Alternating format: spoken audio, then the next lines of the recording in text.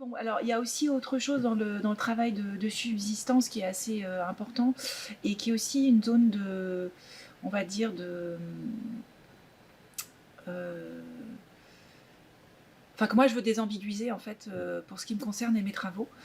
Et puis aussi les travaux sur la subsistance en général, c'est qu'il ne s'agit pas de faire l'éloge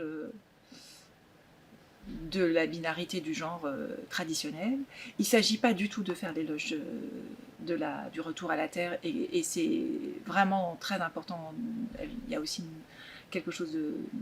Enfin, je pense dans l'ouvrage de Veronica Bell-Johnson et Miami, c'est quelque chose sur les jardins partagés en ville, multiculturels, qui est aussi un point super important de ce versant théorique, et aussi à la question donc c'est pas du tout non plus un éloge de l'autarcie, et donc là pour moi ça me permet de faire un point très important sur le survivalisme qui lui repose sur un fantasme autarcique, un fantasme des mieux préparés, et donc de hiérarchie entre les... Alors, qui se masque à peine, raciale, mais hiérarchie aussi entre ceux qui vont être prêts et ceux qui ne le seront pas, et il n'y en aura pas assez pour tout le monde.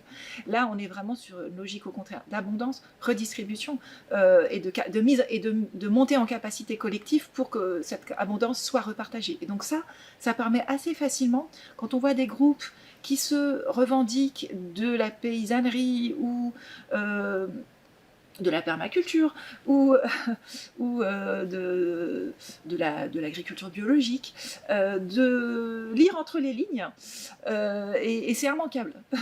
C'est-à-dire que là on voit cette chose se mettre en place, qui est des formes de hiérarchisation entre les pas préparés, et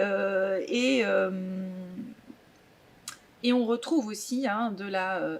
on voit bien qui parle, si c'est monsieur ou madame. Donc en fait, il y a...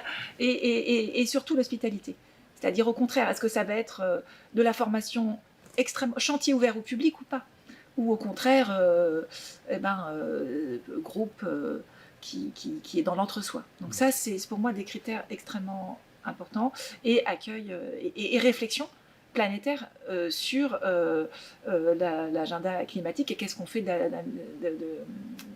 la migration climatique en fait. Et donc là au contraire c'est solidarité, il y a un internationalisme, et aussi et voire même, enfin moi je vois dans des groupes très plus que militants sur les affaires des collines, c'est renversement, c'est-à-dire on a tout à apprendre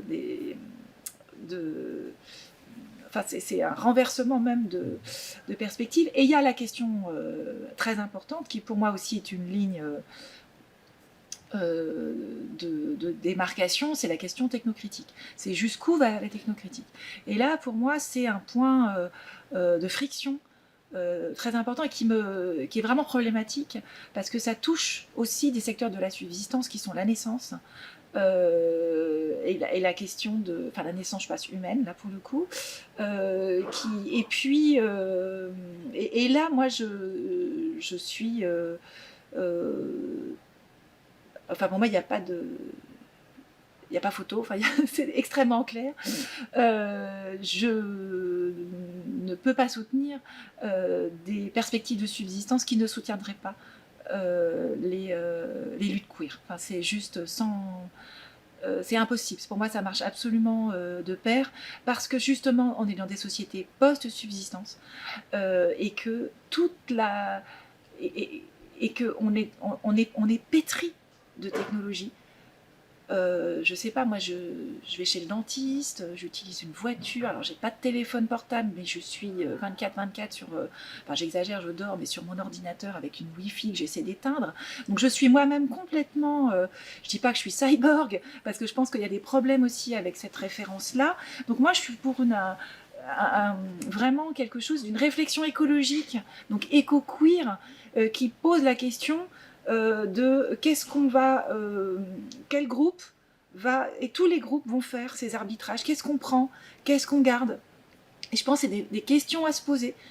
Si on a une réflexion écologique dans une perspective queer, et ben c'est une perspective située, Et donc, ce n'est pas généralisable. Il n'y a pas de la même manière qu'il n'y a pas toutes les sociétés paysannes ne sont pas universelles et n'ont pas une seule organisation, une seule maisonnée. Il y a autant de sociétés paysannes qu'il y a de micro-régions.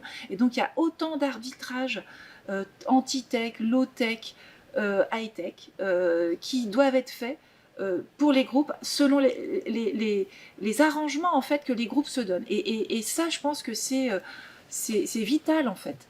Parce que ce serait... moi, je suis sociologue, donc je suis donc d'autant plus habituée à penser avec ce qui se fait et pas ce qui doit se faire. Voilà, je n'ai pas des positions, des pétitions de principe a priori.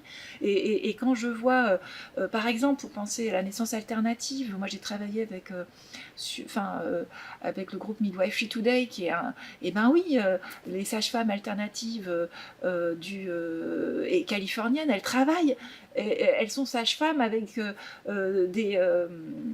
des populations queer qui ont eu au moment de la conception, qui sont passées par un circuit hyper médical, mais qui veulent une naissance à domicile. Et donc là, on se retrouve avec cette fameuse nature-culture qui est complètement imbriquée et qui fait partie, et qui voudront allaiter, et qui pourtant n'auront pas, peuvent être dans des transidentités fortes. Et donc là, il y a vraiment, je pense, pour moi, c'est quelque chose au contraire de la vital pour les luttes écologiques, et ça me rend très triste en fait parce que c'est un problème à la fois théorique mais aussi un problème militant, un problème d'alliance aussi, et que je trouve dommageable. Après, je trouve que le mouvement écoféministe, il est très s'il se distingue de cette partie, on va dire, qui pour moi fait pas les bonnes alliances. Il y a encore beaucoup de choses, aussi bien sur le plan militant et théorique, à travailler. Moi, je pense que là, pour moi, c'est un chantier très important, et je pense à tout ce que fait Simone Poix, les écologies déviantes. Et donc, pour moi, c'est plus un chantier devant. Je pense à Sophie Lewis. Enfin, voilà, pour moi, c'est vraiment des références extrêmement importantes parce que on ne peut pas garder le premier Donna Haraway, de mon point de vue. Voilà, il faut le faire travailler. Et c'est en plein travail actuellement. Donc, pour moi, voir en enquête de façon anthropologique ce qui déjà est en train de s'inventer, mais bien avant ce que les théories queer sont en train d'imaginer, c'est salutaire, quoi. Donc, et ça pourra passer aussi, pour moi, l'écologie de la subsistance. Mais alors, moi, je voudrais peut-être faire un dernier point, c'est qu'il ne faut pas demander aux théoriciennes qui ont 80 ans ou 90 ans de se queeriser. Voilà, je pense à Silvia Federici, je pense à Veronica Bennell-Thompson, qui n'a pas attrapé ce train.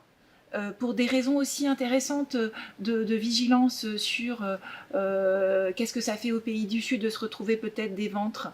Elle pensait donc elle se pose aussi des questions d'alerte, toujours sur les OGM en tête. Et donc, faut pas leur... Voilà, moi je pense qu'elle nous donne un appareillage qui permet justement d'être queerisé, mais faut pas non plus être anachronique. Et moi, je pense qu'il faut avoir un rapport peut-être généreux aussi, avec des pensées qui ont permis de poser des choses importantes pour éviter de l'exploitation décoloniale dans certains points. Mais bon, voilà, c'est à nous de les faire bouger, ces théories.